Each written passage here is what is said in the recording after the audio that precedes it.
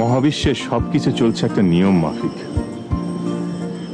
তাই কোথাও কোনো সংঘর্ষ নেই, নেই কোনো বিপর্যয়।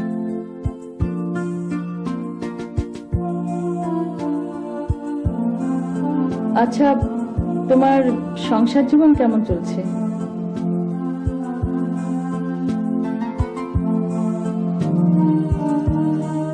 কি করছো তুমি? খুঁজছি তোমার পরম স্বামীকে। আমার স্বামী তো আমার সামনেই দাঁড়ানো। ন্যাকামি করো না, এতক্ষণ যার পা ধরে অনুনয় বিনয় করছিলে উনি কোথায়?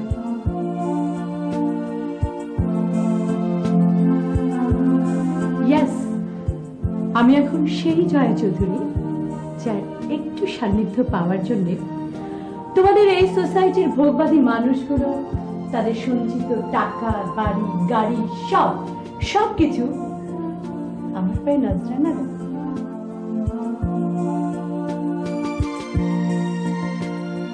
আমার ঘর আমি না গোছালে আমার কি আর বোর কপাল আছে?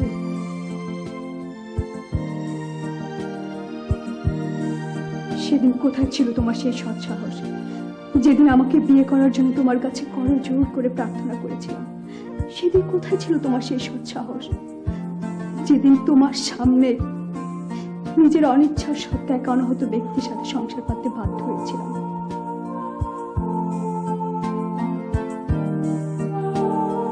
অর্থনৈতিকভাবে আমাদের দেশ গরিব দুর্বল, কিন্তু নৈতিকভাবে আমাদের দেশ ওই সমস্ত দেশের তুলনায় অনেক শক্তিশালী।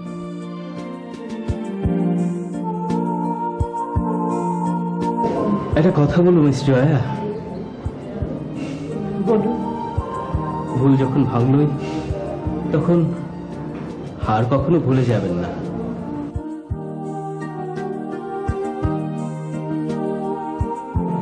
আপনাকে ফোনে বলা ঠিক হবে কিনা?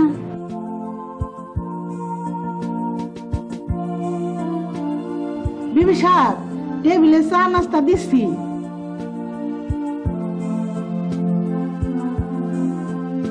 খালাম্মা, মা আপনাকে একটা চিঠি দিয়েছে।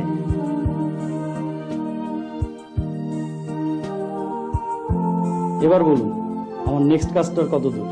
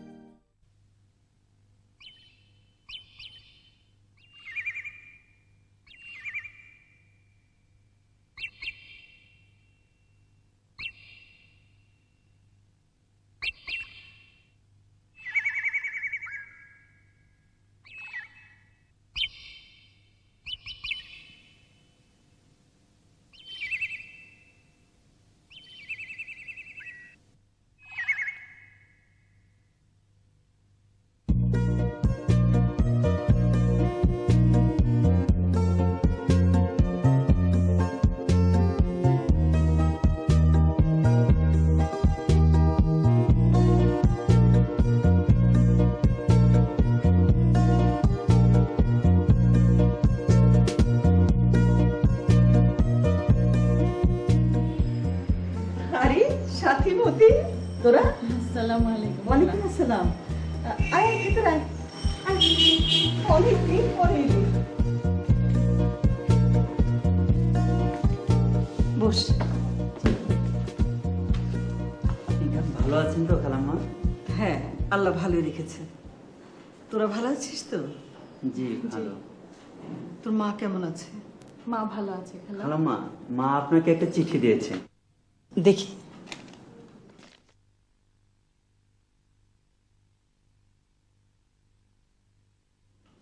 প্রিয় হামিদা, আশা করি আল্লাহর রহমতে আরমানকে নিয়ে ভালোই আছিস। পর সমাচার এই যে, এর আগের চিঠিতে তোকে জানিয়েছিলাম সাথীর প্রথম সন্তান জন্মের পরেই হাসপাতালে মারা যায়। সন্তানের শোক ভুলতে না ভুলতেই মাত্র 2 মাস পর এক মর্মান্তিক সড়ক দুর্ঘটনায় ট্রাকের নিচে চাপা পড়ে সাথীর স্বামীও মারা যায়। মেয়েটি আমার স্বামীর সন্তানের সুখে পাথর হয়ে যায়। ওর শ্বশুর বাড়ির সাথে সমঝোতা করে ওকে আমাদের বাড়িতে নিয়ে আসি। ধীরে ধীরে সাথী স্বাভাবিক হয়ে ওঠে, আবার নতুন করে বাঁচার স্বপ্ন দেখে, শহরে গিয়ে কিছু একটা করতে চায়। আমিও ভাবলাম ওর ইচ্ছেটাকে মেনে নেওয়া উচিত, তাই মতির সাথে পরামর্শ করে তোর কাছে পাঠানোর সিদ্ধান্ত নেই। এটি তোর বড় বোন হাসনা।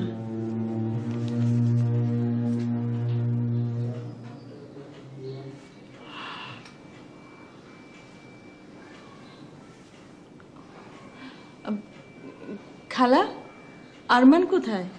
এই তো একটু আগে বেরিয়ে হাসপাতালে গেল। ঠিক আছে, তোরা ফ্রেশ হয়ে নে, আমি একটু চা নাস্তার ব্যবস্থা করি, কেমন? জি খালা।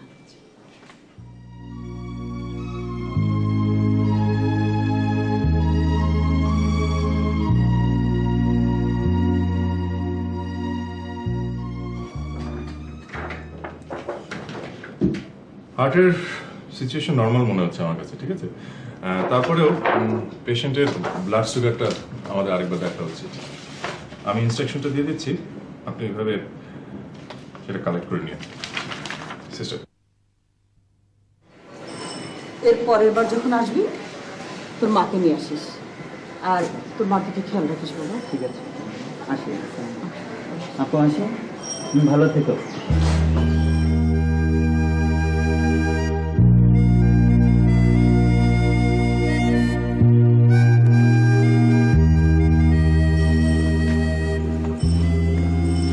এই যে সাথী আপা, কেমন আছো তুমি?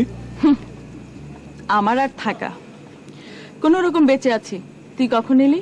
এই তো মার কাছে তোমার কথা শুনে সোজা ছাদে চলে এলাম। শুনলাম তুমি নাকি এখানেই থাকবে। কেন? আমি থাকলে কি তোর কোনো অসুবিধা আছে? বা আমি সে কথা বলেছি নাকি? তুমি থাকলে তো মাই সবচেয়ে খুশি হবেন। কথা বলার জন্য একজন সঙ্গী তো পেয়েছেন। তাহলে তুই বিয়ে করছিস না কেন? আমার কথা থাক, তোমার কথা বলো। আমার কথা আর নতুন করে কি বলবো, সবই তো শুনেছিস। হ্যাঁ, তোমার জন্য খুব কষ্ট হয় সাথী আপা। জীবনে প্রথম মা হতে গিয়ে সন্তান হারালে, সন্তানের শোক ভুলতে না ভুলতেই দুলাভাইয়ের মতো একজন ভালো মানুষকে হারালে। তারপর সংসার জীবনের রীতি টেনে তোদের বাড়িতে আশ্রয়, একটা চাকরির জন্য। জীবনটা কত বিচিত্র, তাই না? বিচিত্র বলেই তো মানুষ সৃষ্টির সেরা। হ্যাঁ, আর সেই জন্যই তো আমি জীবনের সেরা জিনিসগুলোকে পুরো মাত্রায় উপভোগ করতে চাই। তাই? হ্যাঁ, শুনুনি, ওমর খৈয়াম বলেছেন, নগদ যা পাও হাত পেতে নাও, বাকির খাতায় শূন্য থাক, লাভ কি শুনে দূরের বাদ্য, মাঝখানে যার বেজায় ফাঁক। তুমি দেখছি ওমর খৈয়ামের সাগরেত হয়ে যাচ্ছ। হ্যাঁ, তাই তো। ওমর খৈয়াম ভোগের মাধ্যমে জীবনের সার্থকতা খুঁজে পেয়েছিলেন, আমিও তাই পেতে চাই। আমার মনে হয় কি জানো? কি মনে হয়? না বললে বুঝবি কি করে? আমি তো আর মনোবিজ্ঞানী না। শুধু ভোগের মাঝে জীবনের সার্থকতা নেই, জীবনের সার্থকতা খুঁজতে হয় ত্যাগের মাঝে। ত্যাগের মহিমী মানুষকে। ওহ জলে, ডোন্ট টক লাইক এ ফুল। এই সমস্ত ভারী ভারী কথা বলে আমার মুডটাকে নষ্ট করে দিও না তো প্লিজ। ঠিক আছে, তুমি বসো, আমি তোমার জন্য নিজ হাতে চা করে আনি। Oh, so kind of you. Yes.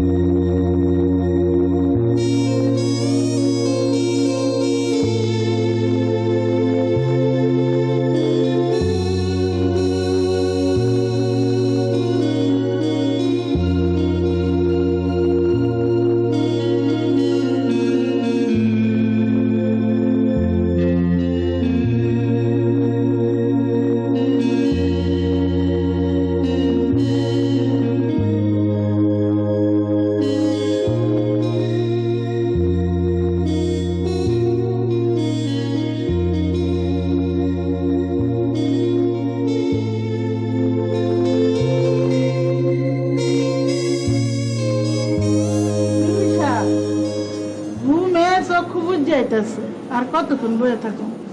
তুমি খাবারগুলো ঢেকে রেখে শুয়ে পড়ো, যাও। আচ্ছা। কিছু বলবে? সাহেব কোন সময় আসে কি ঠিক আছে? আপনি না খেয়ে বয়ে থাকবেন? ওসব নিয়ে তোমাকে ভাবতে হবে না, তুমি যাও। আচ্ছা।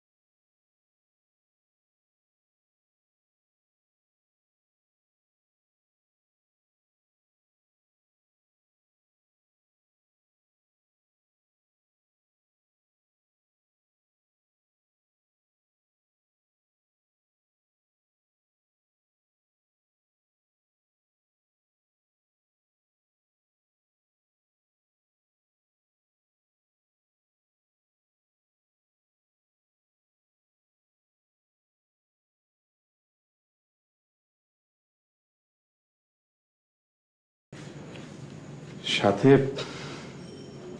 একটি মেয়ে ছিল। অসুখটা কার? জলির? সেটা আমি জানতে পারিনি, ও রিপোর্টটা নিয়েই চলে গেছে। ও, তোরা কেউ কারোর সাথে কথা বলিসনি?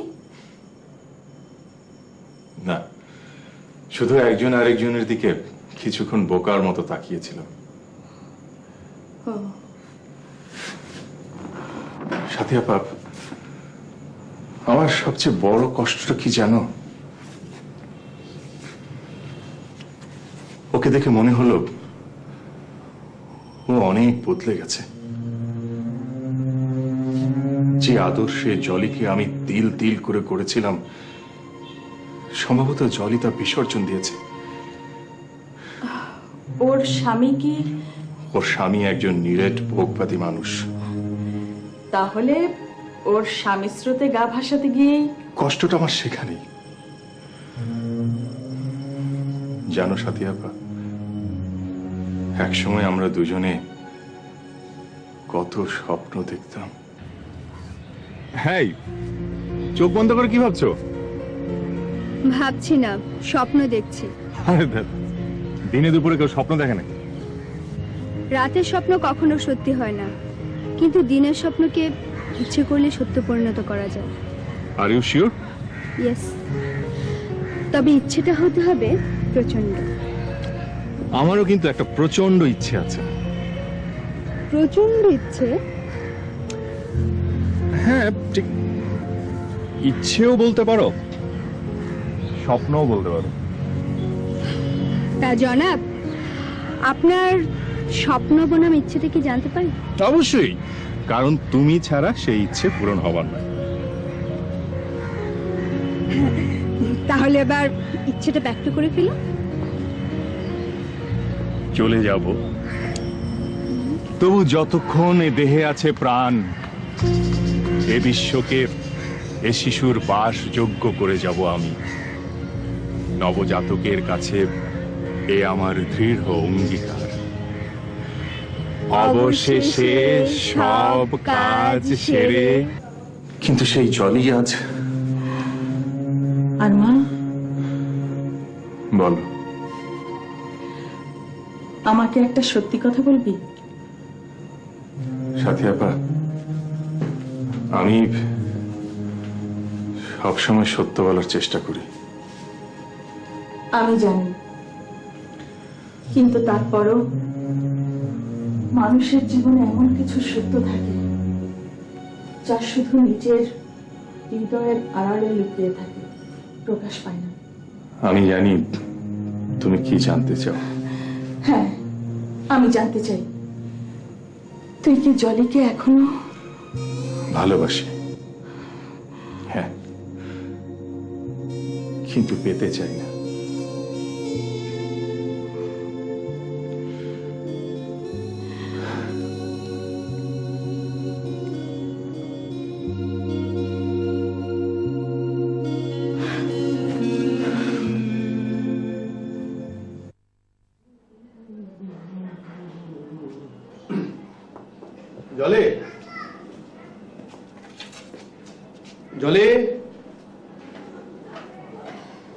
বলো।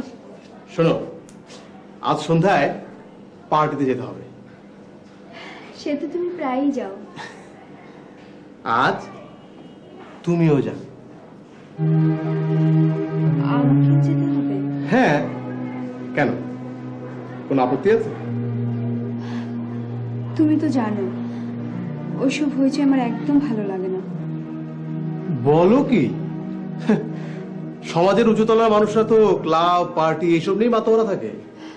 সবাই নয়, যাদের সংসারে সুখ নেই, পারিবারিক মধুর সম্পর্ক নেই, শুধু তারাই ওইসব ক্লাব পার্টিতে সুখ খুঁজে বেড়ায়। বুঝতে পেরেছি, ওই আরমানের আদর্শের ভূত এখনো তোমার মাথা থেকে নামেনি।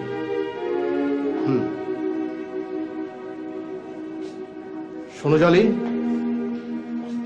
আজ সন্ধ্যায় তুমি আমার সঙ্গে পার্টিতে যাবে এবং আমি যেভাবে সাজতে বলবো সেভাবে সাজবে। ওকে, বাই।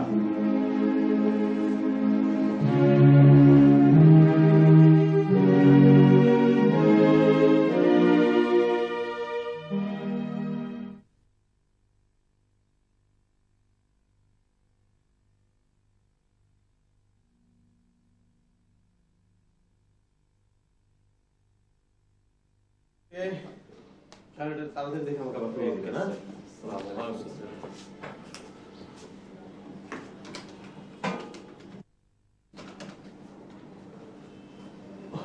এক মিনিট, হ্যাঁ বসুন। হ্যাঁ হ্যাঁ, ওই আমি ফাইলটা সাইন করে দিচ্ছি, একটু দেখে দিয়ে না। হ্যাঁ হ্যাঁ, কোনো অসুবিধা নেই। আচ্ছা আচ্ছা, হ্যাঁ হাজির সাহেব ভালো।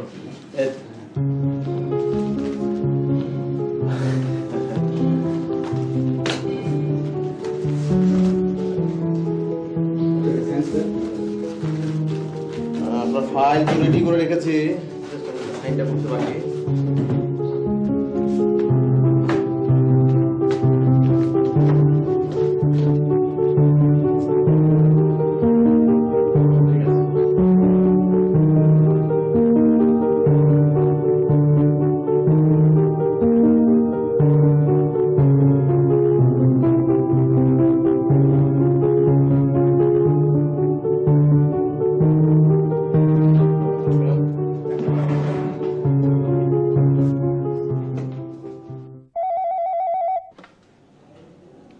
হ্যালো, জি জি, আপনি একটু হোল্ড করুন, আমি ডেকে দিচ্ছি।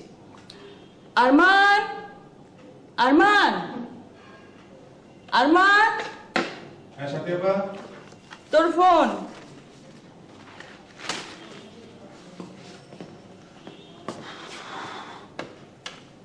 হ্যালো, আসসালামু আলাইকুম স্যার, আমি হাসপাতাল থেকে রেবেকা বলছি। কি ব্যাপার, জরুরি কিছু? আপনাকে ফোনে বলা ঠিক হবে কিনা? জরুরি কিছু হলে বলতে পারো। জয়া নামের একজন পেশেন্টের ব্লাড টেস্টে এইডস রোগের ভাইরাস পাওয়া গেছে স্যার। হোয়াট? কি বলছো রেবেকা? আমাদের হাসপাতালে এইডস এর পেশেন্ট? আচ্ছা ঠিক আছে, আমি এক্ষুনি আসছি। ওকে। আরমান, কোথায় যাচ্ছিস? মা, আমাকে এক্ষুনি হাসপাতালে যেতে হবে, খুব ইমার্জেন্সি। বেশি সময় লাগবে না, নাস্তাটা করে যা। প্লিজ মা, আমি হাসপাতালে খেয়ে নেবো, তুমি কোনো চিন্তা করো না।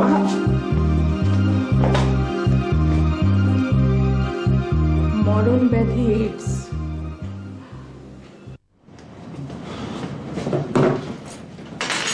রিপোর্ট দিলি? স্যার, এত সুন্দর একটা মেয়ে অকালেই চলে যাচ্ছে। আমাদের রিপোর্টে কোথাও ভুল নেই তো? জি না স্যার, প্রফেসর আরিফ নিজে দেখেছেন। কত নম্বর কেবিন আছে? 3 নম্বর কেবিনে স্যার। আচ্ছা চলো।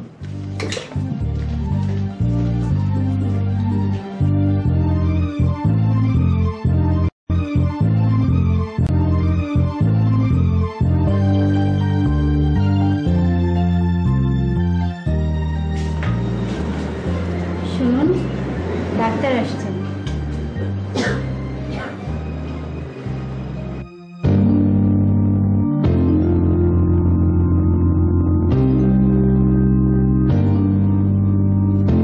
আরমান, শিউলি,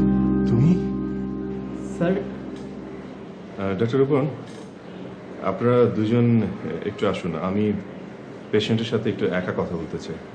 ওকে স্যার। সিস্টার চলুন। আরমান, এটা তোমার হাসপাতাল? ঠিক আমার না, তবে আমি হাসপাতালের চার্জে আছি। মানে চাকরি? তা বলতে পারো।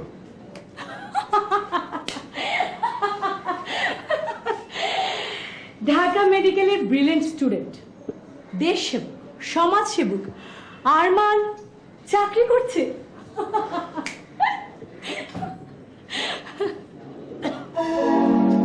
সরি।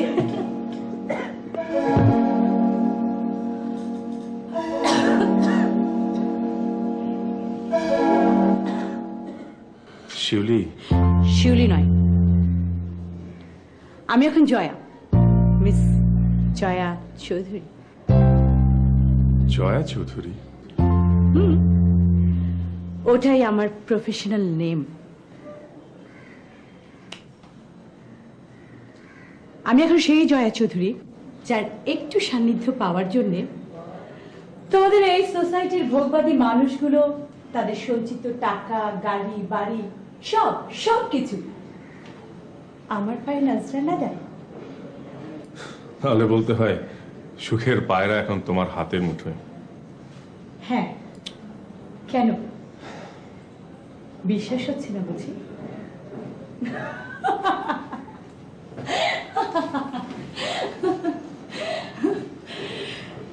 তুমি তো কোনোদিনই আমাকে বিশ্বাস করোনি। আমার ভালোবাসা আমার দিকে কোনোদিন ফিরেও তাকাও না। দেখো জয়া, তুমি ভালো করেই জানতে তোমার উচ্ছৃঙ্খল জীবনযাপন আমি কখনোই পছন্দ করতাম না। আর বাড়ি গাড়ি টাকার মোহ আমার কোনো কালেই ছিল না। তোমার মোহ ছিল বস্তা পচা সেকেলে আদর্শের প্রতি, আর সেই আদর্শে আসক্ত জলের প্রতি। জলের কথা থাক, তুমি তোমার কথা ভাবো। আমার কথা নতুন করে ভাববার মতো কিচ্ছু নেই, বেশ আছি। আচ্ছা ডক্টর, বলো তো এখানে আমাকে আর কতদিন থাকতে হবে? যতদিন না সুস্থ হচ্ছ। আমার কিন্তু এরকম জ্বর আগেও মাঝে মধ্যে হয়েছে, অবশ্য মাঝে মধ্যে। তবে এবারকার মতো না, এবারের টেম্পারেচারটা একটু বেশি, আর সে কারণেই এখানে থাকতে একদম ভালো লাগছে না। বলো না প্লিজ, কবে ছাড়া পাবো? জানি না, তবে তবে তোমার ওই গাড়ি বাড়ি অর্থবিত্ত তোমার খুব ক্ষতি করে ফেলেছে শিউলি, খুব ক্ষতি করেছে। গাড়ি বাড়ি অর্থবিত্ত আমার ক্ষতি করেছে নাকি হিংসে হচ্ছে? হিংসা নয়, তোমার জন্য কষ্ট হচ্ছে। কষ্ট আমার জন্যে? স্ট্রেঞ্জ। মিস জয়া চৌধুরী, তোমার শরীরের রক্তে এমন এক বিষের অস্তিত্ব পাওয়া গেছে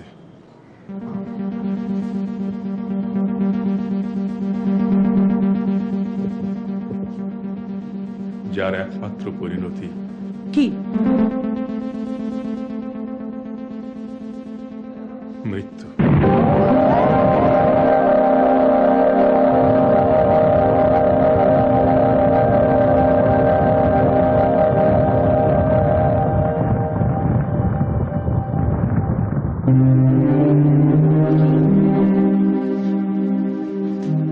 কি বললেন আরমান?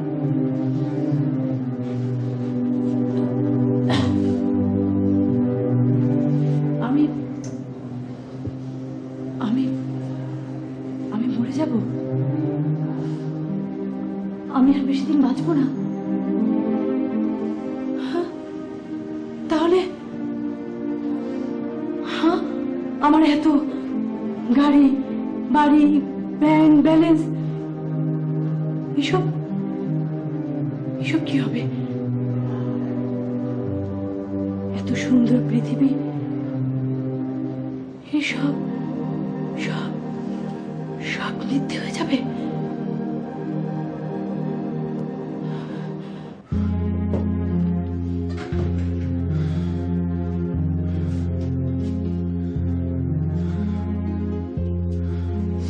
আরমান, বলো আমার কি হয়েছে। প্লিজ চুপ করে থেকো না, বলো আমার কি হয়েছে। শিউলি, আমরা যতই আল্লাহকে ভুলে থাকার চেষ্টা করি না কেন, ইচ্ছেই হোক আর অনিচ্ছাই হোক, একদিন আমাদের সবাইকে আল্লাহর কাছে ফিরে যেতেই হবে। তোমার যাওয়ার সময়টা একটু তাড়াতাড়ি হয়ে গেল। আমি কি সত্যি সত্যি বেশি দিন বাঁচবো না? এ রোগ হলে কেউ বাঁচে না, পৃথিবীতে এর কোনো চিকিৎসাও নেই। আমার কি হয়েছে সেটা নিশ্চয়ই জানতে পারি? হ্যাঁ, সেটা জানার অধিকার তোমার অবশ্যই আছে, তবে না জানলে সেটা বোধহয় আরো ভালো হতো। তবু বলছি, তোমার দেহে মরণ ব্যাধি এইডস বাসা বেঁধেছে।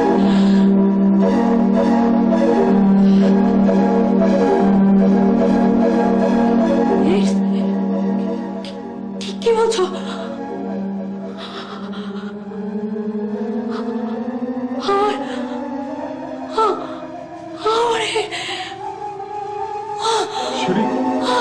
শিউলি, শিউলি, শিউলি, সিস্টার!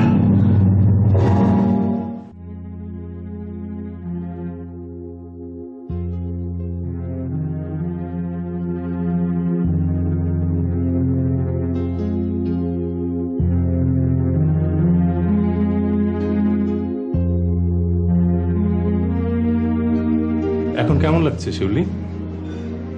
ভালো।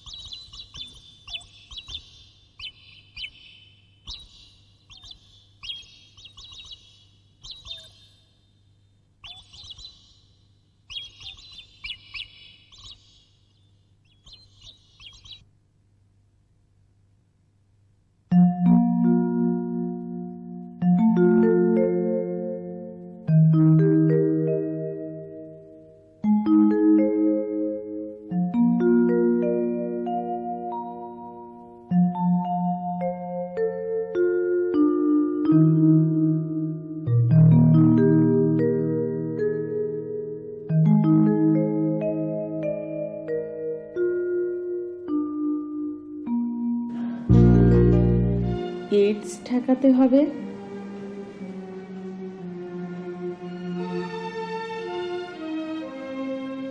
সারা বিশ্বে এইডস এক আতঙ্কের নাম। অনুন্নত উন্নয়নশীল দেশ কোনোটি এইডসের মরণ ছোবলের বাইরে নয়। বিশ্ব স্বাস্থ্য সংস্থার হিসেবে 2002 সালে শেষ পর্যন্ত সারা বিশ্বে এইডসে মারা গেছে 2,18,00,000 মানুষ। শুধু গত বছরের হিসেবে সারা বিশ্বে 4,20,00,000 লোক এইডস বহন করেছে এবং এই পর্যন্ত যত আক্রান্ত হয়েছে তার 80% হয়েছে যৌন মিলনের মাধ্যমে। গত বছরই নতুন করে এইডসে আক্রান্ত হয়েছে 50 লাখ ও মারা গেছে 31 লাখ। বাংলাদেশে দারিদ্রতা ও শিক্ষার নিম্নহারের পাশাপাশি পরিবারে ও সমাজে নারীর প্রতিকূল অবস্থানের কারণে এদেশের নারীদের মধ্যে এইডস রোগের বিস্তারের ঝুঁকি রয়েছে। নারীরা এইডস রোগে আক্রান্ত হয় পুরুষ সঙ্গীর মাধ্যমে। কি রে সাথী, এত মনোযোগ দিয়ে কি পড়ছিস? খুব খারাপ খবর খালা। খারাপ খবর? কি খারাপ খবর? এখান থেকে পড়ো।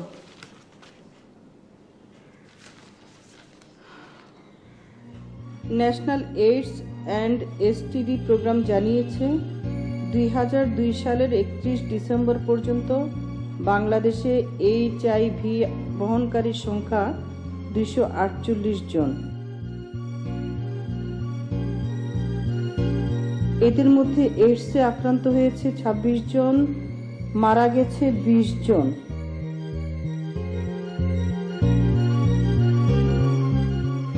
বিশ্ব স্বাস্থ্য সংস্থার মতে বাংলাদেশে এইচআইভি পজিটিভ ব্যক্তির সম্ভাব্য সংখ্যা 13,001 জন। হায় আল্লাহ, আমাদের দেশে এইডস! পেপারটা দাও তো, আরমানকে খবরটা দেখাই।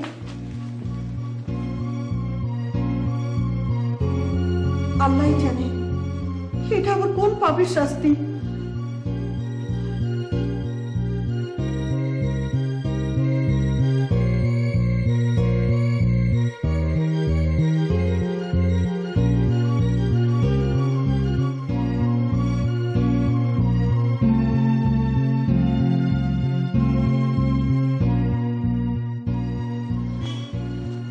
আরমান, আরমান বলো।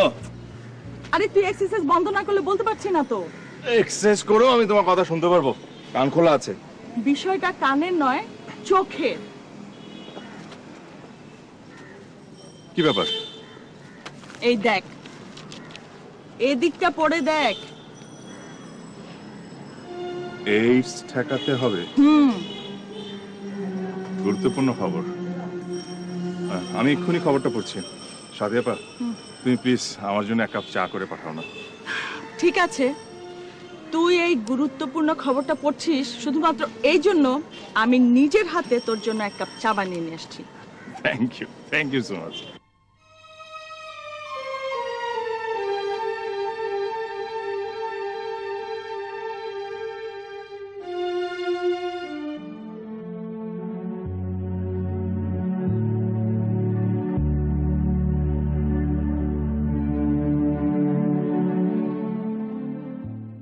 বিশ্ব স্বাস্থ্য সংস্থার এইডস কার্যক্রম বিশেষজ্ঞ ডক্টর মিশেল মার্শাল বাংলাদেশে এইডসের প্রকোপ সম্পর্কে বলেছেন, এই ঘাতক ব্যাধি প্রতিরোধ ও নিরাময়ে কোনো সহজ পন্থা নেই, কোনো টিকা নেই, কোনো চিকিৎসা নেই। এইচআইভি ভাইরাস সংক্রমণে এদেশে 10টি শ্রেণীকে ঝুঁকিপূর্ণ হিসেবে চিহ্নিত করা হয়েছে। তারা হলো বিদেশে কর্মরত শ্রমিক, পাচার হয়ে ফিরে আসা নারী, যৌনকর্মী, বিবাহোত্তর অন্য নারীর সহিত যৌন মিলনে অভ্যস্তকারী, হিজড়া, পথশিশু,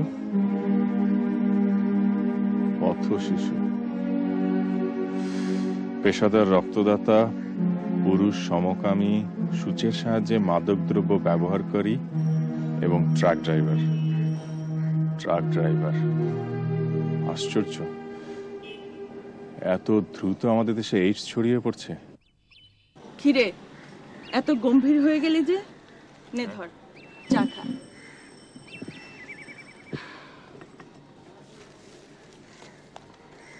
আচ্ছা আরমান, তুই কি জানিস এইডস কেন হয়?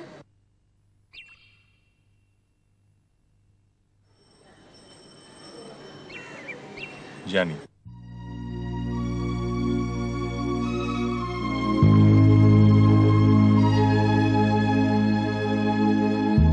এই মহাবিশ্বে সবকিছু চলছে একটা নিয়ম মাফিক, তাই কোথাও কোনো সংঘর্ষ নেই কোনো বিপর্যয়। কিন্তু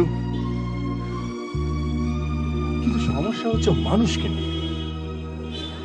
মানুষ পার্থিব জীবনের ধোকায় পড়ে প্রতিনিয়ত নিয়ম ভঙ্গ করছে, তাই প্রতিনিয়ত কোনো না কোনো বিপর্যয়ের সম্মুখীন হচ্ছে।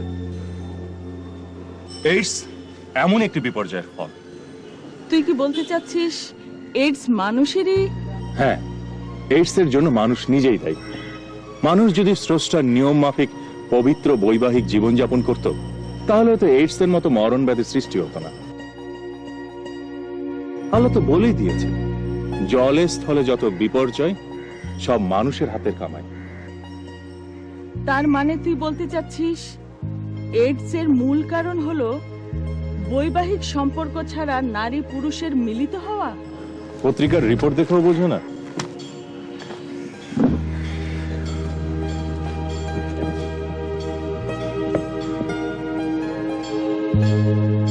আরমানের কথা যদি সত্যি হয়, তাহলে তো এইডস ঠেকাতে হলে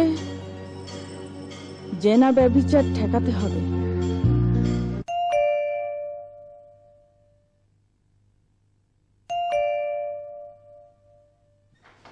কে বুয়া?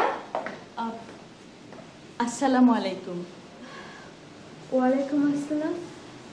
আপনাকে ঠিক চিনলেন না তো? না চেনারই কথা। আমি আরমানের বড় বোন। বড় বোন? আরমানের কোনো বোন আছে বলে তো জানতাম না। আমি ওর খালাতো বোন। ও তাই বলুন। আমি তোমাকে তুমি করে বলছি, কিছু মনে করছো না তো? না না, কিছু মনে করছি না, বসুন। আমি আসলে তোমার সাথে একটু জরুরি কথা বলতে চেয়েছিলাম। ঠিক আছে, ভেতরে চলুন। বুয়া, চা নাস্তা রেডি করো। আচ্ছা চলুন।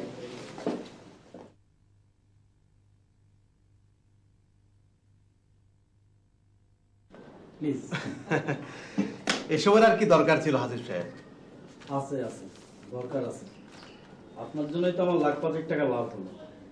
আমি আবার সবার মতো অকৃতজ্ঞ নই। সবাই যদি আপনার মতো হতো। এখন বলেন, আমার নেক্সট কাজটার কত দূর হবে?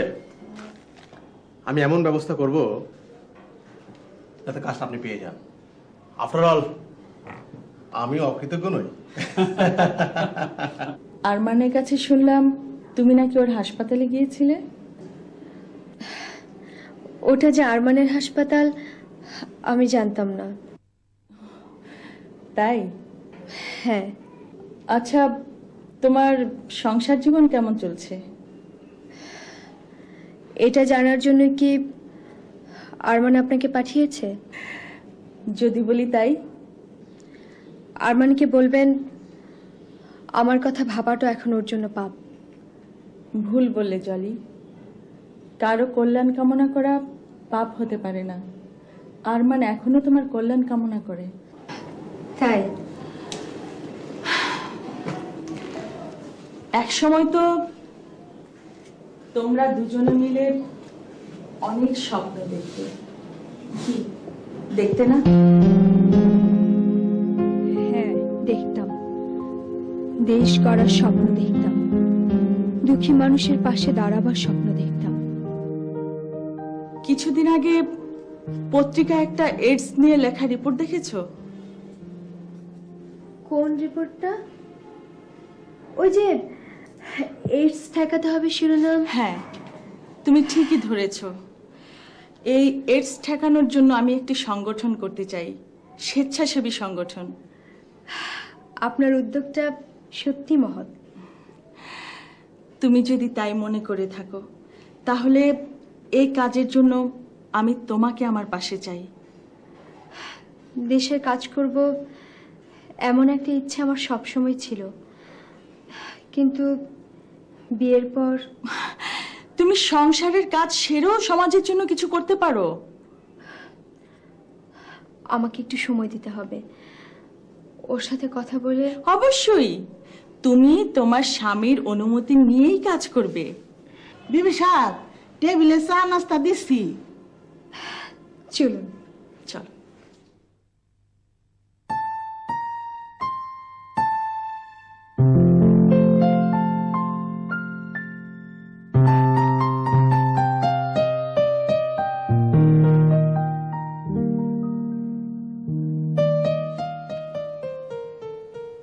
খালা, কি এত ভাবছো? ভাবছি তোর মতো যদি শান্ত সুন্দর একটা মেয়ে পেতাম, তাহলে আরমানের বউ করে এই ঘর আলোকিত করতে, তাই তো? হ্যাঁ,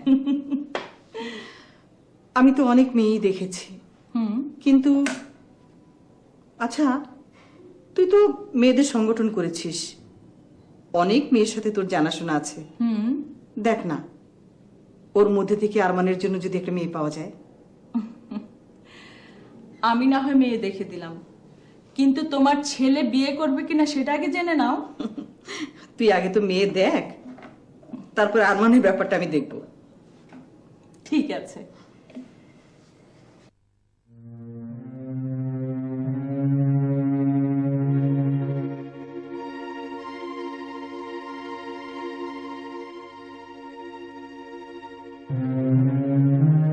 জ্বর কি খুব বেশি?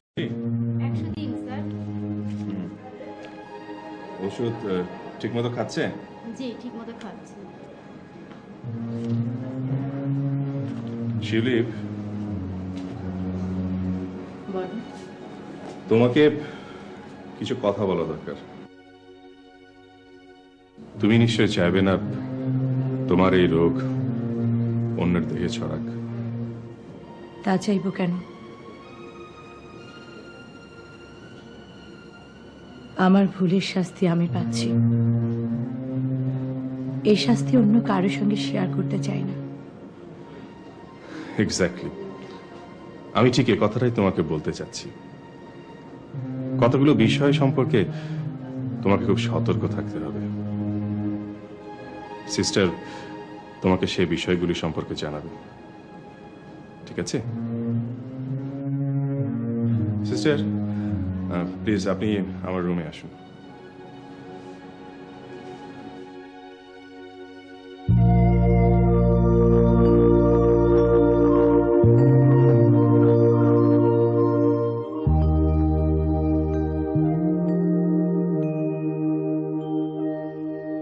শুনুন সিস্টার রেবেকা, এখন আপনার দায়িত্বটা সবচেয়ে বেশি। শিউলিকে সবসময় মানসিকভাবে প্রফুল্ল রাখার চেষ্টা করতে হবে। ও যে এইডস এর পেশেন্ট, এ কথাটা ও যত ভুলে থাকবে তত ওর জন্য কল্যাণকর। স্যার, আমি সাধ্যমতো চেষ্টা করব। আমার তরফ থেকে কোনো গাফিলতি হবে না। সে বিশ্বাস আমার আছে। কয়েকটা জরুরি বিষয় আপনার জেনে রাখা দরকার। শিউলির দেহের রক্ত অন্য কারো দেহে যাতে প্রবেশ করতে না পারে সে ব্যাপারে সতর্ক থাকতে হবে। আরেকটা ব্যাপার, যদিও আপাতত তার কোনো সম্ভাবনা নেই, তবুও বলছি, ও যেন কোনো অবস্থাতেই অন্য কোনো পুরুষের সাথে, আসলে এখন ওর সাথে যে বা যারা, তারা কিন্তু এইডসে আক্রান্ত হতে পারে। স্যার, আমি বিষয়গুলো পেশেন্টকে জানিয়ে দিব।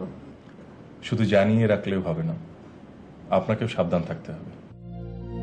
স্যার, অবশ্যই। আপনি এবার আসুন।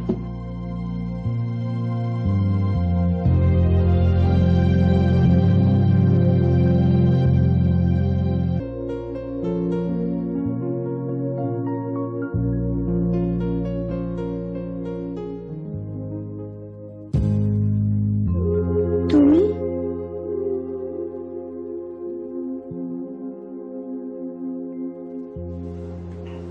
হ্যাঁ চল, অনিচ্ছা সত্ত্বেও আমাকে এখানে আসতে হয়েছে। কেন? বিবেকের তাড়নায় নাকি ভালোবাসার আবেগে?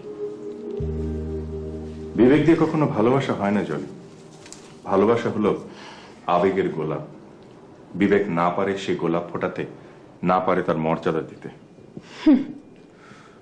একটি নিষ্পাপ মনকে যারা বিবেকের পদতলে দলিত মথিত করতে পারে, তাদের মুখে অন্তত এই কথা শোভা পায় না। তোমাদের কাছে ভালোবাসার মূল্য কতটুকু তা তো আমি দেখেছি। তা হয়তো দেখেছ, কিন্তু তারপরও তুমি বাস্তবের কাছেই আত্মসমর্পণ করেছ। এটাই পৃথিবীর নিয়ম। আবেগ যতই বেগবান হোক না কেন, বিবেকের লাগাম তাকে পড়তেই হয়। তাহলে আমাকে আমার বাস্তব নিয়ে থাকতে দাও, দয়া করে হাতছানি দিও না। আমি হাতছানি দিচ্ছি না জলি। তাহলে আমি তোমাকে সেই সত্যকে স্মরণ করে দিতে চাই যা তুমি ভুলে আছো। দেখো আরমান, আমার স্বামী আছে, সংসার আছে, এরাই আমার জীবনের সবচেয়ে বড় বাস্তব।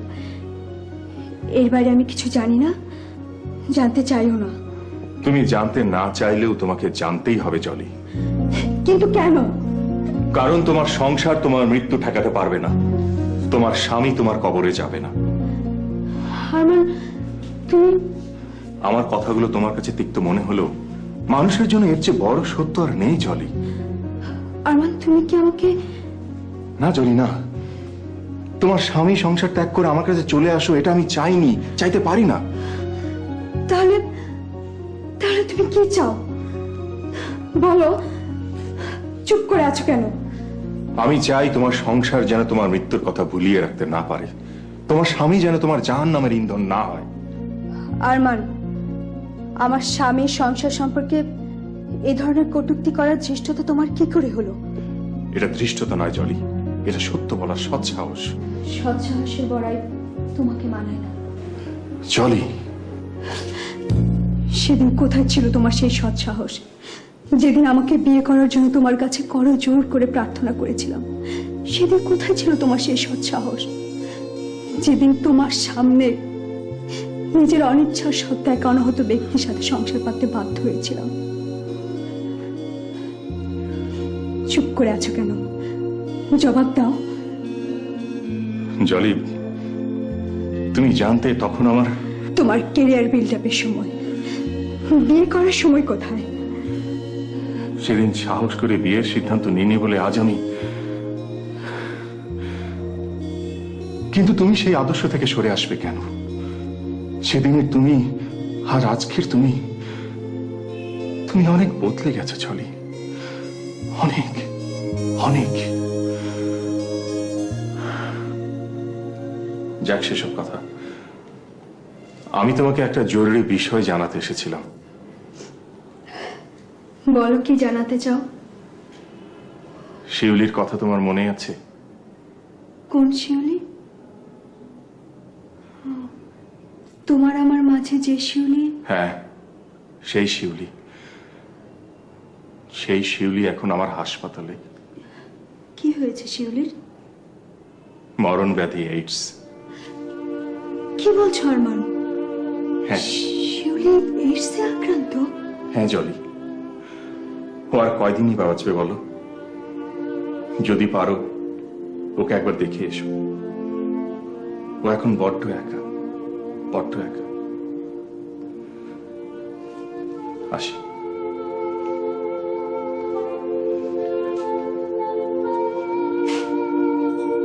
কিছু বলবে? যাওয়ার আগে একটি কথা খুব জানতে ইচ্ছে করছে। বলো, কি জানতে ইচ্ছে করছে?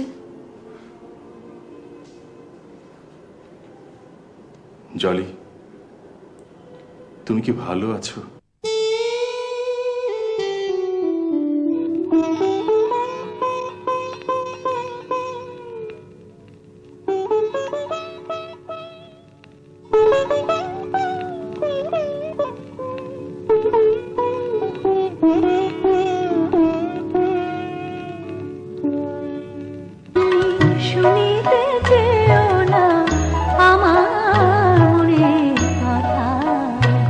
তুমি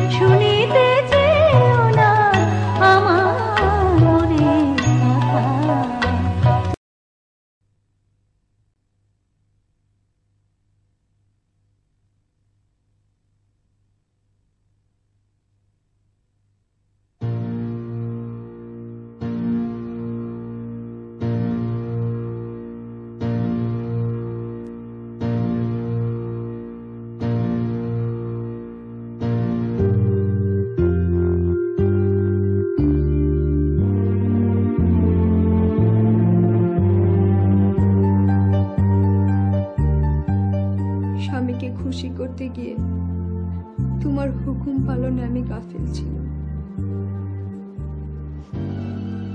হে পরম স্বামী, তুমি আমাকে ক্ষমা করো। তোমার রহমতের ছায়ায় আমাকে আশ্রয় দাও। এই দাসীকে তুমি ক্ষমা করো। হে স্বামী, তোমার সন্তুষ্টি অর্জনই যেন এই দাসীর চরম লক্ষ্য এবং পরম পাওয়া হয়। আমি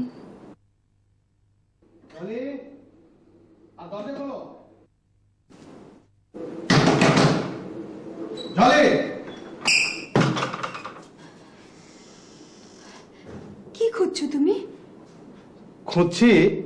খুঁজছি তোমার পরম স্বামীকে। আমার স্বামী তো আমার সামনেই দাঁড়ানো। ন্যাকামি করো না। এতক্ষণ যার পা ধরে অনুনয় বিনয় করছিলে উনি কোথায়? কি বলছো তুমি? এই ঘরে তো আমি ছাড়া আর কেউ নেই। তাহলে কি আমি নিজের কানে ভুল শুনলাম? দাঁড়াও।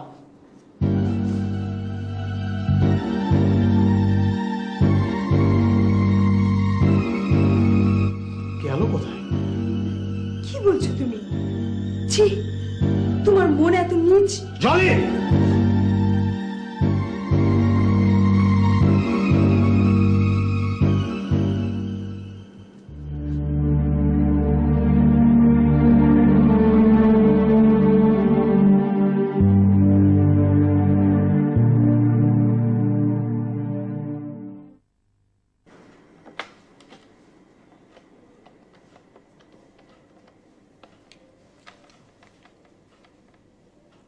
হ্যালো, কে?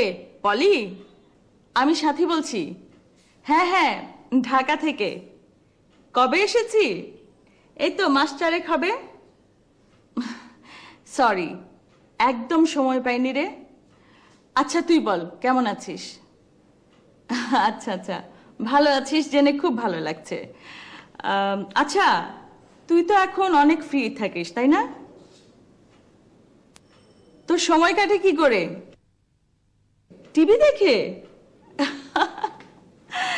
আচ্ছা শোন, এখন তো তুই দেশের জন্য কিছু কাজ করতে পারিস।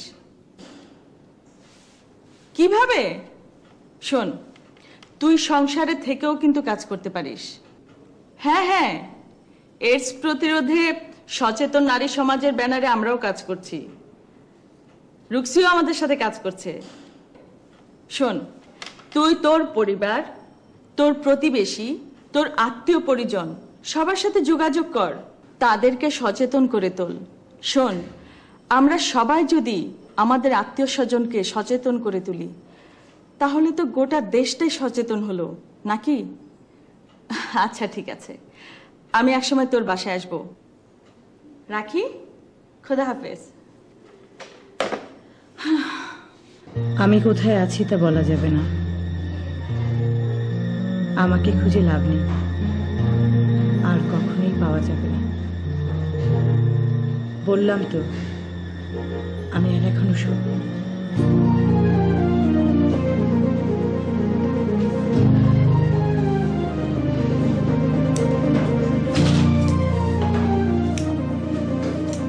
শিউলিয়াপা, জলি, বসো।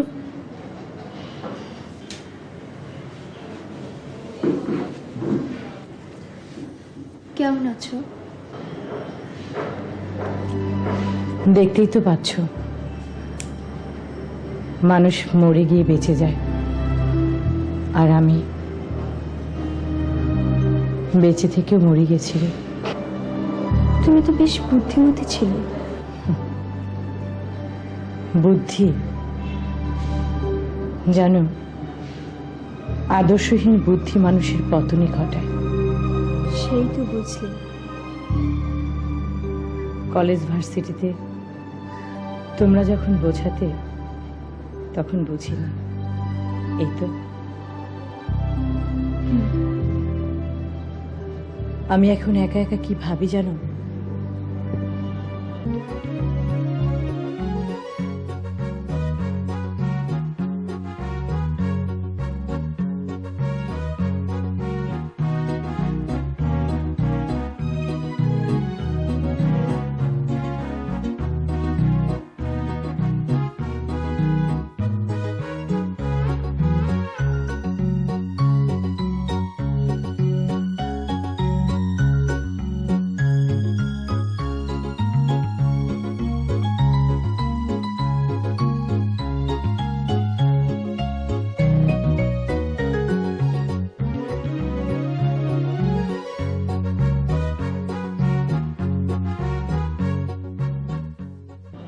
কলেজ ভার্সিটিতে আমি যদি তোমার মতো আরমানের মতো আদর্শ এবং পবিত্র জীবনযাপন করতাম, তবে তবে হয়তো আজকের এই জিন্দা লাশ হতাম না। অনেকক্ষণ ধরে আমার কথাই শুধু বলছি, তোমার কথা বলো। তুমি কেমন আছো? ভালো। তুমি কি বদলে গেছো? আমাকে দেখে কি তাই মনে হয়? আমার তো তাই মনে হয়। কলেজ ভার্সিটির সেই জলই আর আজকের এই জলই আমি ঠিক মেলাতে পারছি না। তোমার বিয়ে হয়েছে অনেক আগেই শুনেছিলাম, কিন্তু তোমার স্বামী সম্পর্কে আমি কিছুই জানি না। তোমার স্বামী কি? হ্যাঁ শিউলি আপা, তুমি ঠিকই ধরেছ। আমার স্বামী শুধু আমাকে বিয়ে করেছে, আমার আদর্শকে নয়। তুমি দেখছি আমার চাইতেও অনেক বড় ভুল করে বসে আছো। জীবন সঙ্গী নির্বাচন ভুল করলে জীবনটাই যে ভুল হয়ে যায়, তখন আমি তা বুঝতে পারিনি। আমি আসি।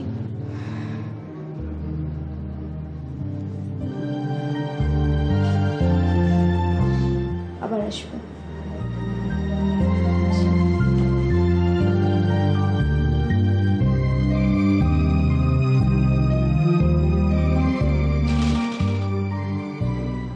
ভুল ছোট্ট একটি শব্দ, অথচ মানুষকে কত বড় সর্বনাশের পথে ঠেলে দেয়।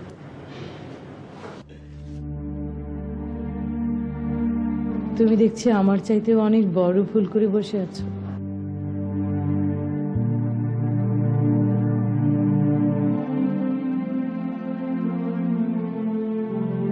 কলেজ ভার্সিটির সেই জলই আর আজকের এই জলই আমি ঠিক মেলাতে পারছি না।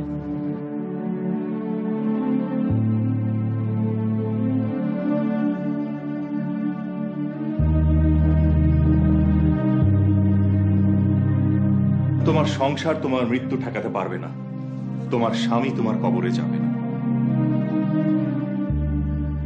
এইডস প্রতিরোধে আপনারা এগিয়ে এসেছেন, এটা খুবই আনন্দের কথা। আচ্ছা স্যার, এইচআইভি আর এইডস এই দুটোর মধ্যে পার্থক্য কি? Good question. শুনুন, আপনারা জানেন আমাদের রক্তে 3টি উপাদান আছে: শ্বেতকণিকা, লোহিত কণিকা ও অনুচক্রিকা। এই শ্বেতকণিকার কাজ হলো আমাদের দেহকে সকল রকম ভাইরাস তথা রোগ থেকে রক্ষা করা। শ্বেতকণিকাকে বলতে পারেন পুলিশের মতো। পুলিশের কাজ কি? পুলিশের কাজ হলো সামাজিক নিরাপত্তা নিশ্চিত করা। ঠিক তেমনি এই শ্বেতকণিকার কাজ হলো আমাদের দেহকে সকল রকম রোগ থেকে নিরাপদ রাখা। এইচআইভি এমন একটা ভাইরাস, যে ভাইরাসের কাজ হলো এই শ্বেতকণিকাকে ঘায়েল করা বা মেরে ফেলা। এইচআইভি যখন কোনো মানুষের শ্বেতকণিকাকে আক্রমণ করে, তখন সেই মানুষটিকে আমরা বলি এইচআইভি আক্রান্ত। আরেকটা কথা, এইচআইভি আক্রান্ত হলেই কিন্তু মানুষ সাথে সাথে এইডস আক্রান্ত হয় না। এইডস পর্যায়ে যেতে 5 থেকে 10 বছর সময় লেগে যেতে পারে। সেটা নির্ভর করে তার শ্বেতকণিকার কার্যকারিতার উপর। এইডস কখন হয় স্যার? এই এইচআইভি যখন কোনো মানুষের শ্বেতকণিকাকে ধ্বংস করে ফেলে বা মেরে ফেলে, তখন সেই আক্রান্ত মানুষটিকে আমরা বলি এইডস আক্রান্ত। বুঝতেই পারছেন, মানুষের দেহে যখন শ্বেতকণিকাই না থাকলো, তখন তার দেহের রোগ প্রতিরোধক ক্ষমতাও থাকে না। আর তখনই কিন্তু এই সর্দি, কাশি, অ্যালার্জির মতো ছোট ছোট রোগও মানুষকে কাবু করে ফেলে। স্যার, তার মানে এইডস এর কাজ হলো মানুষের দেহের রোগ প্রতিরোধক ক্ষমতাকে সম্পূর্ণভাবে ধ্বংস করে। ইয়েস, রাইট, ঠিক বলেছেন। হ্যাঁ ঠিক, এই নিন, এই বইগুলো নিন। হ্যাঁ, এই বুকলেট রাখেন রাখেন, নেন। এগুলো পড়লে আরো বিস্তারিত আপনারা জানতে পারবেন।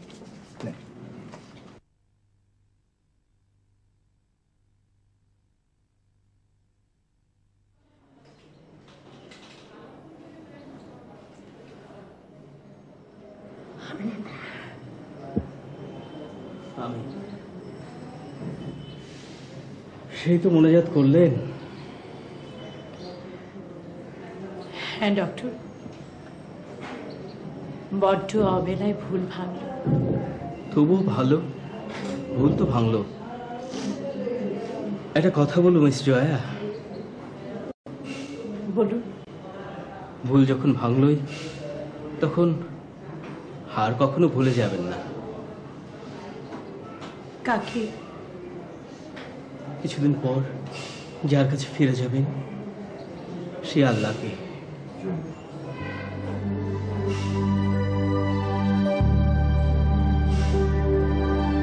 আশা করি আর ভুলব না। যে কটা দিন বাঁচব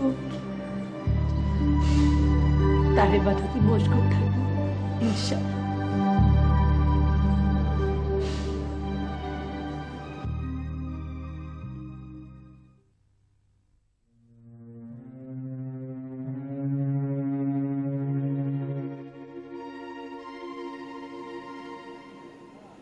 আরমান, তুই এখানে? নতুন কোনো সমস্যা?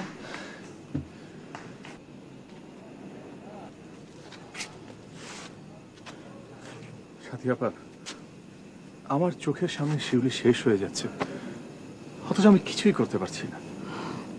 শিউলির অবস্থা কি খুবই খারাপ? হ্যাঁ, ও নিজেও বুঝতে পেরেছে ও আর বেশি দিন নেই। মুখে কিছুই বলছে না, সারাক্ষণ চোখ দিয়ে পানি ঝরাচ্ছে। বিজ্ঞানের চরম উৎকর্ষতার যুগেও মানুষ কত অসহায়। আচ্ছা, আমি কি একবার শিউলিকে দেখতে যাব? শুধু শুধু কষ্ট পাবে তুমি। তবুও শিউলিরা তো আমাদেরই মতো মানুষ, সমাজের কোনো না কোনো পরিবারের সন্তান। জীবন চলার পথে ভুল করে, হ্যাঁ, এমনি ভুল করে না জানি কত শিউলিরা নিজের অজান্তেই আক্রান্ত হচ্ছে এই মরণ ব্যাধি এইডসে। তাহলে কি এর কোনো প্রতিকার নেই, কোনো প্রতিরোধ? আছে। কি সেটা? আল্লাহর বিধান অনুযায়ী পবিত্র জীবনযাপন করা। পবিত্র জীবনযাপনই এইডস থেকে বাঁচার একমাত্র উপায়। তাহলে সেই কথাটা দেশবাসীকে জানাচ্ছিস না কেন? কেন তাদের সচেতন করে তুলছিস না? দায়িত্বটা কি শুধু আমার একার? না, তোর একার নয়, দায়িত্বটা আমাদের সকলের। আর আমরা তো চেষ্টা করছি। তা হয়তো করছি, কিন্তু কিন্তু আমি তো শিউলিকে বাঁচাতে পারছি না।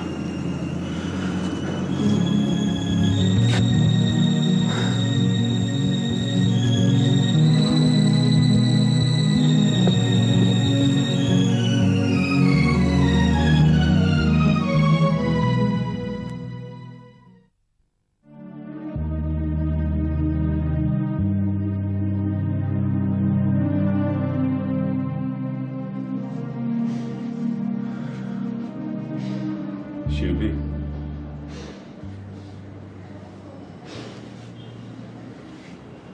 আমার খালাতো বোন সাথী আপা। আরমান, তুই তোর কাজে যা, আমি কিছুক্ষণ ওর সাথে থাকি। ঠিক আছে, যাওয়ার সময় অবশ্যই আমার সাথে দেখা করেছো।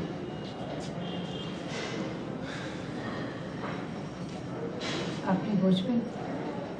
আপনি কি দাঁড়িয়ে থাকবেন? বসুন। ব্যাপারটা দেখছি ভয়াবহ আকার ধারণ করছে। এখনো যদি আমরা দেশবাসীকে সচেতন না করি তাহলে তো এইডস মহামারী আকার ধারণ করবে। ডক্টর রিপন, বলুন স্যার। আপনি আজই পত্রিকায় একটি বিজ্ঞাপন পাঠিয়ে দিন। এইডস প্রতিরোধে স্বেচ্ছায় যারা এগিয়ে আসবে তাদেরকে আমরা সব ধরনের টেকনিক্যাল সাপোর্ট দেব। স্যার, আপনি সত্যি মহৎ। একমাত্র মহৎ ব্যক্তিরাই পারেন এ ধরনের উদ্যোগ নিতে। আমি বিজ্ঞাপনটা এক্ষুনি রেডি করে ফেলছি স্যার। ওকে, ফাইন। আসো সাথে এবার বসো। আমরা পত্রিকায় একটা বিজ্ঞাপন দিচ্ছি। কিসের বিজ্ঞাপন? জনগণকে এইডস প্রতিরোধে স্বেচ্ছায় এগিয়ে আসার আহ্বান জানাচ্ছি। তাহলে তো খুব ভালো হয়। এইডসের মতো মহাদুর্যোগ সরকারের একার পক্ষে সামলানো সম্ভব হবে বলে আমি মনে করি না। সরকারের পাশাপাশি জনগণকেও এগিয়ে আসতে হবে। হ্যাঁ, তোমার এইডস প্রতিরোধে সচেতন নারী সমাজও আমাদের কাছ থেকে টেকনিক্যাল সাপোর্ট পেতে পারে। তাহলে তো খুব ভালো হয়।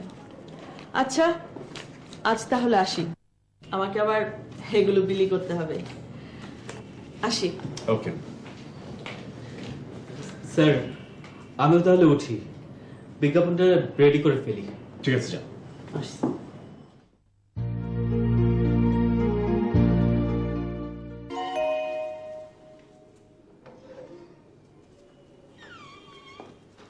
আসুন আসুন। বুয়া, তোমার মেম সাহেব কোথায়? বিবি সাপ তো ঘুমাইতেছে। এত তাড়াতাড়ি ঘুমিয়ে পড়েছে? আপনি বাসায় নেই তাই হয়তো। হ্যাঁ, বুয়া, তুমি এক কাজ করো, কিছু চা নাস্তার ব্যবস্থা করো। যে হাজিব সাহেব, আপনি একটু ওখানটায় বসুন, আমি আপনার ভাবিকে পাঠিয়ে দিচ্ছি, প্লিজ।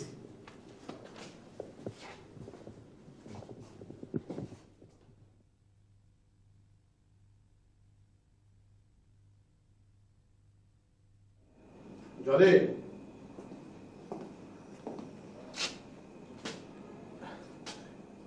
জলে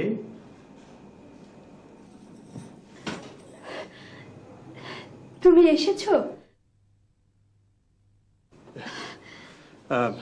শোনো ভাই, নিচে হাসিব সাহেব বসে আছে, তুমি গিয়ে ওনার সাথে কিছুক্ষণ গল্প গুজব করো, আমি পোশাকটা পাল্টে ফ্রেশ হয়ে তারপর আসছি। কি হলো, আমার দিকে এইভাবে তাকিয়ে আছো কেন? আর যাও, জলদি যাও, না হলে উনি আবার মাইন্ড করবেন। উনি মাইন্ড করবেন কেন? উনি তো আমাকে চেনেন না। তো চেনেন না তো কি হয়েছে, চিনে যাবে। শোনো, উনি খুব মিশুক টাইপের মানুষ, দেখবে 2 মিনিটেই কেমন তোমার সঙ্গে ভাব জমিয়ে ফেলেছে। দাও তোমার টাইটা খুলে দাও। কোনো দরকার নেই, আমার টাই আমি নিজেই খুলতে পারবো। তুমি নিচে এখন যাবে কিনা বলো। তুমি আমার স্বামী, সারাদিন পর বাসায় এসেছো, আমি তোমার সেবা না করে অন্য লোকের সাথে গল্প করব না, কখনো না। মানে তুমি নিচে যাচ্ছ না? না। তার মানে তুমি আমার অবাধ্য হচ্ছ। তোমার হুকুম মানতে বাধ্য, কিন্তু পাপ করতে বাধ্য নই।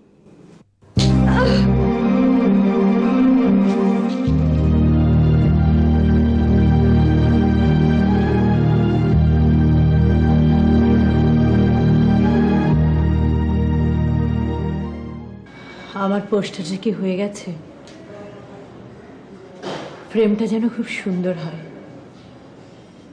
টাকার জন্য ভাববেন না, আমি আমার পোস্টারটা খুব সুন্দর একটা ফ্রেমে দেখতে চাই।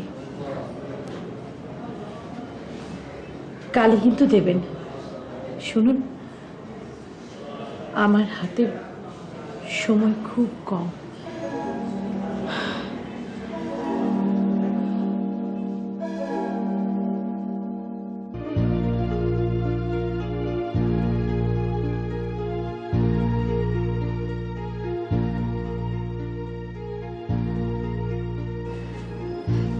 কি খুঁজছো তুমি?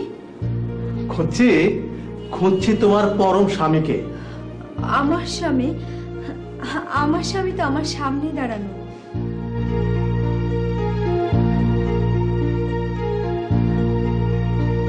দাও তোমার টাইটা খুলে দাও।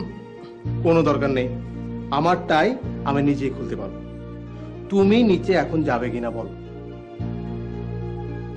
তুমি আমার স্বামী, সারাদিন পর বাসায় এসেছো, আমি তোমার সেবা না করে অন্য লোকের সাথে গল্প করব না, কখনো না।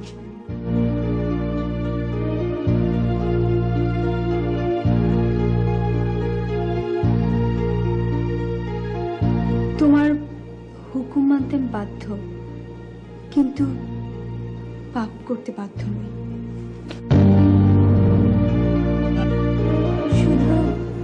ভোগের মাঝে জীবনের সার্থকতা নেই, জীবনের সার্থকতা খুঁজতে হয় ত্যাগের মাঝে।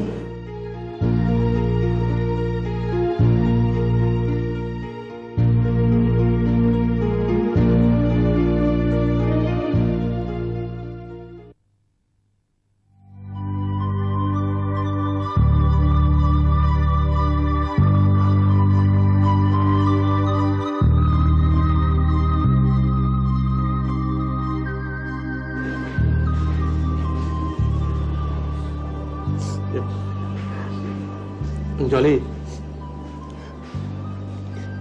জলি প্লিজ, আমার ভুল হয়েছে, আমাকে মাফ করে দাও। আমি আর কখনোই তোমাকে সন্দেহ করব না, আমি আল্লাহর কসম করছি।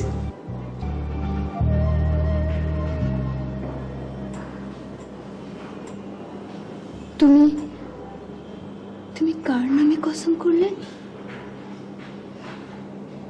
তুমি সারাক্ষণ যে আল্লাহর জন্য কাঁদো, আমি সে আল্লাহর নামে কসম খেয়ে বলছি।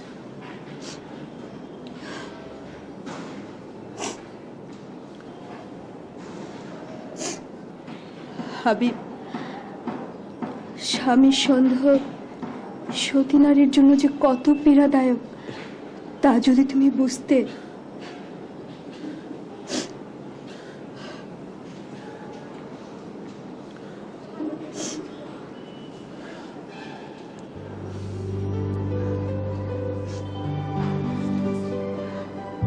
সেরেছে, আমার অফিসের সময় হয়ে গেছে, আসি।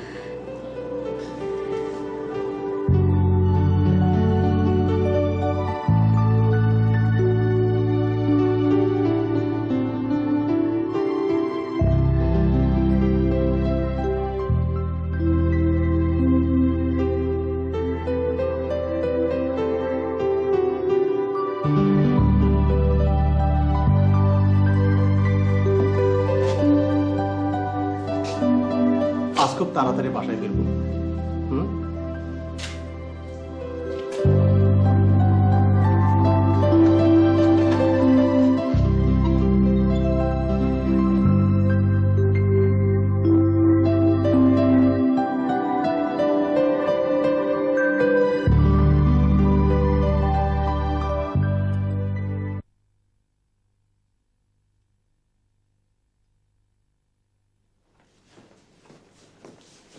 এসব কি হচ্ছে? ঘর গোছাচ্ছি। তোমাকে না নিষেধ করেছি এগুলো করতে? আমার ঘর আমি না গোছালে আমার কি আর বউর কপাল আছে রে? মানছি তোমার বউয়ের কপাল নেই, আমি তো রয়েছি। তুই আর কতদিন? কদিন পরে তুইও তো সংসারী হয়ে যাবি। না খালা, আমি আর নতুন করে বিয়ের কথা ভাবছি না। এ কি বলছিস তুই? হ্যাঁ খালা, সবার কপালে সংসার সুখ সয় না, তাই যে কদিন বাঁচবো এই দেশের সেবা করে যেতে চাই। তার মানে তুই এইডস প্রতিরোধ নারী সমাজ নিয়েই থাকবি? হ্যাঁ খালা, তাই তো থাকছি। এখন তুমি যাও তো, এদিকটা আমি দেখছি, যাও। ঠিক আছে, পাগলি মেয়ে।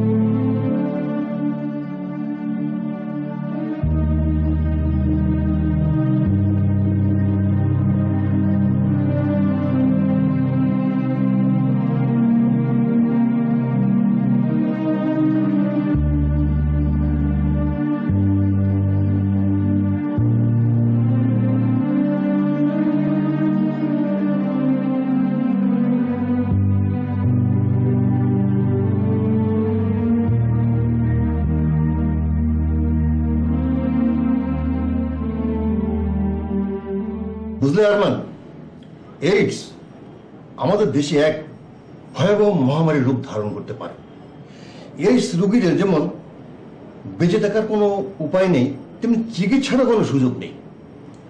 কিন্তু স্যার, এইডস এর পরিণতি মৃত্যু, দ্যাট উই নো, কিন্তু এইডস রোগীদের আক্রান্তদের চিকিৎসা নেই এ কথা বলছেন কেন? বলছি এজন্য যে আমাদের দেশ গরিব, দেশের মানুষও গরিব। একজন এইডস রোগী যতদিন বেঁচে থাকবেন ততদিন তার চিকিৎসার জন্য প্রতি বছর 50 থেকে 60,000 টাকা প্রয়োজন। স্যার, একজন রোগীর চিকিৎসার জন্য যদি এত টাকা প্রয়োজন হয়, তাহলে যখন হাজার হাজার মানুষ এইডসে আক্রান্ত হবে তখন তো... তাহলে ভাবুন সমস্যাটা কত ভয়াবহ রূপ ধারণ করতে পারে। কিন্তু স্যার, আপনি তো জানেন আমাদের পাশের দেশগুলিতে কয়েক কোটি লোক এইডসে আক্রান্ত। ভয়টা তো ওখানেই। আমাদের পাশের দেশগুলোর সাথে আমাদের সুন্দর একটা সম্পর্ক আছে, বাণিজ্যিক সম্পর্ক আছে। ওদের লোকজন আমাদের দেশে আসছে, আমাদের লোকজনও সেখানে যাচ্ছে। এই যে আসা যাওয়ার লোকগুলো যদি তাদের যৌন পবিত্রতা রক্ষা না করে চলে, তাহলে অচিরেই ওই সমস্ত দেশগুলোর মতো আমাদের দেশেও এইডস মহামারীর রূপ ধারণ করবে। তাহলে তো স্যার এক্ষুনি সতর্ক হতে হবে। ঠিক এই কথাটা বলার জন্যই আমি সারা দেশ সফর করছি। অর্থনৈতিকভাবে আমাদের দেশ গরিব, দুর্বল, কিন্তু নৈতিকভাবে আমাদের দেশ অন্য দেশগুলোর তুলনায় এখনো অনেক শক্তিশালী। তাছাড়া আমাদের এমন একটা রক্ষা কবচ আছে যা দিয়ে ইচ্ছে করলেই এই এইডসের মহামারী আমরা ঠেকাতে পারি। পারি আমাদেরকে বাঁচাতে, দেশকে বাঁচাতে। স্যার, কি সেই রক্ষা কবচ? আল্লাহর দেয়া নেয়ামত, ধর্মীয় পবিত্র জীবন যাপন। আমরা যদি নারী পুরুষের সম্পর্কটা পবিত্র রাখতে পারি, তাহলে ইনশাল্লাহ দেশকে এইডস মুক্ত রাখতে পারব।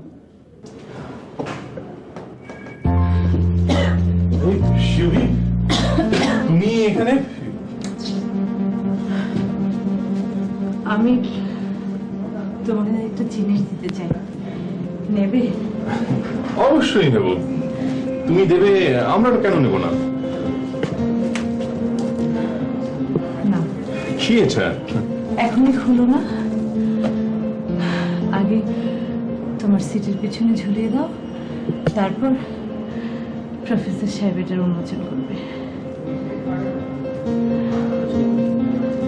Doctor Rupam, please.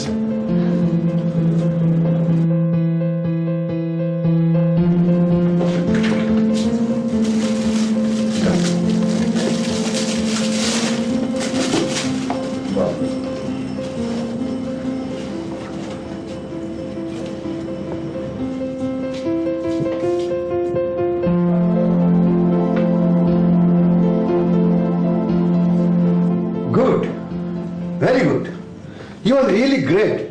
সত্যি তোমার এই কাজে, তোমার এই উপহারের তুলনা হয় না।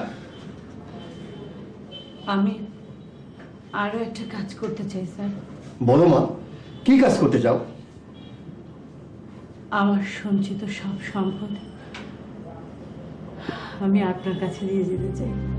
শিউলি, আমি তো আর সমাজে ফিরে যেতে পারবো না। তোমার এই হসপিটাল থেকেই হয়তো আমাকে চিরবিদায় নিতে হবে। আমার সঞ্চিত সম্পদ দিয়ে তোমরা মরণদের এস থেকেও যাতে আমার মতো আর কোনো শিউলি সিস্টার সিস্টার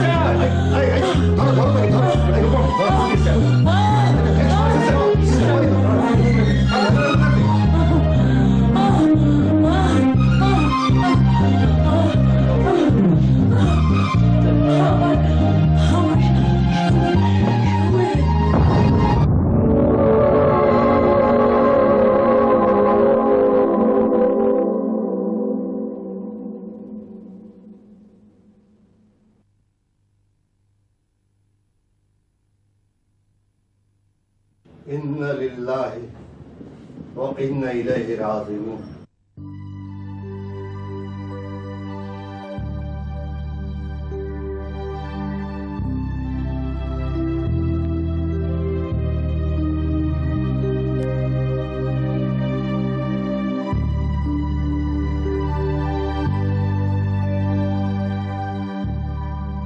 এইডস 21 শতকের এক ভয়ঙ্কর আতঙ্ক।